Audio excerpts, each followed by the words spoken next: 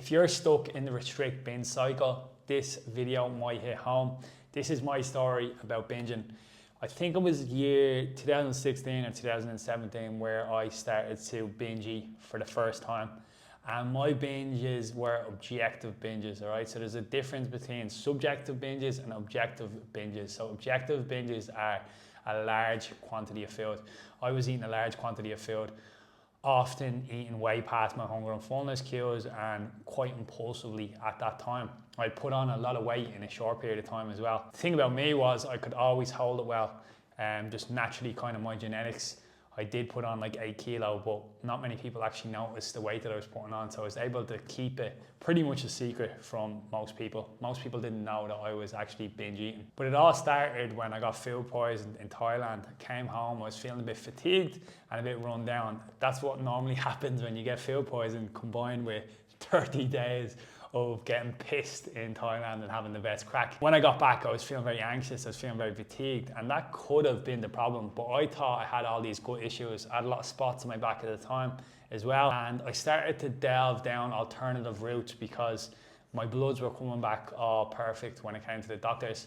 When I started to go down to them alternative routes, things actually started to get worse for me because I paid for somebody to kind of do an examination of my stool. A practitioner that worked in functional medicine. They emailed me my results saying I had dysbiosis, but then never emailed me back or gave me any kind of description of what I was dealing with and how to overcome this problem. That in turn created a lot of fear for me because I was like, oh, I'm sick. I've got an unbalanced bacteria in my stomach, so I need to really prioritize my health, and I put everything to the side and hyper focused on my diet. So I was eating no processed food. I was very much a conspiracy theorist. Anything that had like pesticides in it, I was scared that it was going to affect my gut and it was going to make me sick, it was going to make me fatigued. And I had built up a list of all these foods that I had cut out of my diet because of the fear. The thing about self-diagnosing yourself with intolerances is if you believe something is bad for you, the fact that you actually believe that can influence your physiology. Our biology, psychology, and social are all interlinked. So when you start to believe something to be true, it can become a reality. So I pretty much noceboed myself with so many different types of foods. And I believe that to be true right now because lots of the foods that I couldn't eat back then, I can eat perfectly fine right now. I had incorrect beliefs like gluten is inflammatory, dairy is inflammatory. I was like intolerant to all these different types of foods. I can't remember how much it was because the list got so big and I was only eating a very specific type of food. I think it was like sweet potato, vegetables and white fish. And when I mean I was religious, I did that every single day. I did not like go out for food. I did not go off track. I was ultimate disciplined, right? Discipline can be a bad thing. In my case, it was extremely bad. It got so bad that my whole life was consumed by vegetables and nutrients. And I see this a lot in 2025. A lot of people do not actually know what they're talking about when it comes to people's relationship with food. And they're very much pushing binary kind of approaches onto people. Here's what the real problem was when I fell into binging.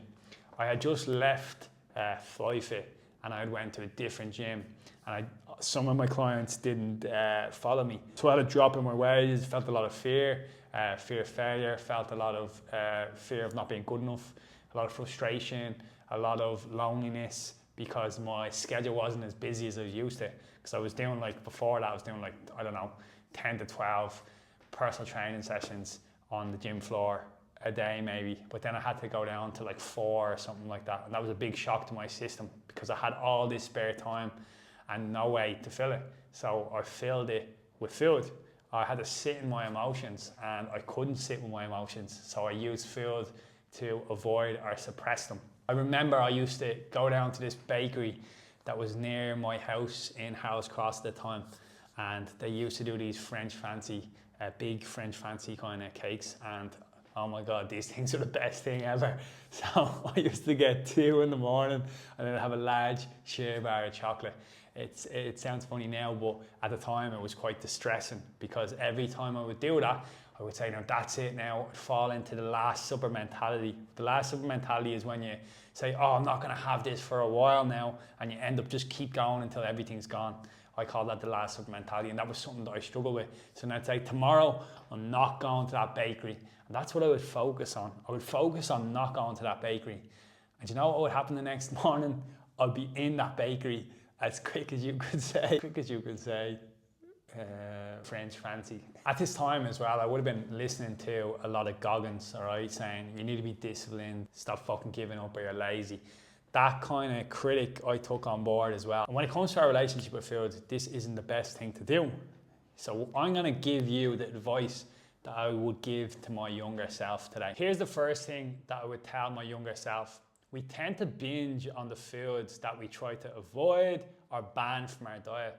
Giving ourselves actually unconditional permission to eat foods can help us get better control over these foods, rather than always exerting willpower and then eventually giving in and falling into the Last Supper mentality. So the Last Supper mentality, as we discussed, is when we have a food and then we're thinking about banning that food after we have it, so we end up over consuming that food because it's going to be the last time that we have it. I'd also tell them that health is complex. Start to zoom out and stop looking at health in binary ways. He believed that natural equals good and better every time, and unnatural equals bad and unhealthy every time. As a result of this, he feared additives, preservatives, gluten, and created all these fears in his head that was affecting his ability to actually manage his food. Point number 3, knowing calories isn't enough. You can know how to track your calories, you can understand energy balance, but that doesn't mean you understand how to change your relationship with food, or the different beliefs that you hold about food and yourself that are really holding you back from the change that you want in your life. Telling yourself to be disciplined isn't helping you to move towards the change that you want.